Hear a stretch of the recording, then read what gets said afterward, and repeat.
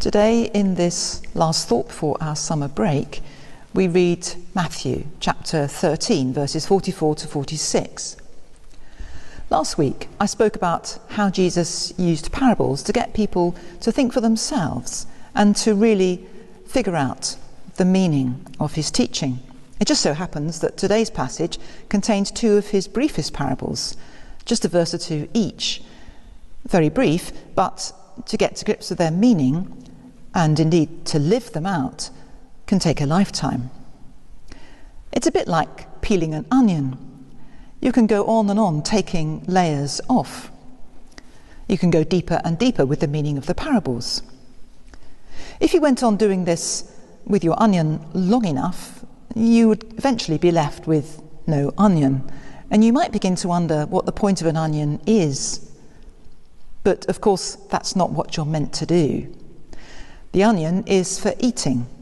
Once we've taken the outer layers off, we're meant to bite into it. Well, after cooking it, I suppose. And what about the parables? Would it be too far-fetched to draw an analogy here? Dissecting them forever in an intellectual way is not the point. We are meant to live them, to let them change us by engaging with them in a personal way.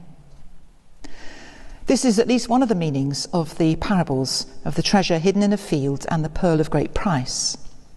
In each case, the person who discovers this thing of immeasurable value commits utterly. They throw themselves in, as it were, regardless of consequences, and with caution thrown to the winds. They recognise that this discovery, the kingdom, as Jesus called it, outweighs every other claim, every other aspect of life. The onion is meant for eating. The faith is meant to be all-consuming. Forgive the pun. Perhaps we could say it is meant to be gobbled up. And indeed, it will satisfy as no other food can. That reminds me of what I say to school children when they come on visits to the cathedral, and I show them the communion wafers and let them try the taste. Don't nibble at the edges, I say, pop it straight in and eat it. That's how we take communion. Of course, they're not consecrated wafers, in case anyone needs that reassurance. But it hadn't struck me before that my admonition is a little bit of a parable in itself. Don't nibble at the edges. Put it right in your mouth and eat it. Commit to the whole thing. Trust that it will be okay. It is a little parable of faith. It's no good trying to nibble around the edges of faith. People do, but unless you actually throw yourself in, you are not really experiencing faith as such. Until you commit, you can't find out what the truth of faith really is until you take that plunge. And it is just like learning to swim, in a way. You have to take your toe off the bottom and give your whole body to the water before you can find out for yourself that it really does work. The water does support you.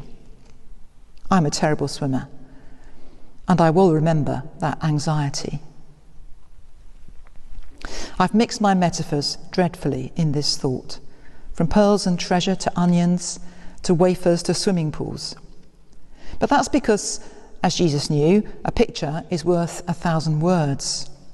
It's a much richer experience looking at a picture than describing it in words. I hope you have discovered the pearl of great price. If you haven't yet, when you do, I hope you will take that plunge to commit, to gobble it up, as it were. If you're nibbling at the edges of faith, take your toe off the bottom and give your whole self to the experience.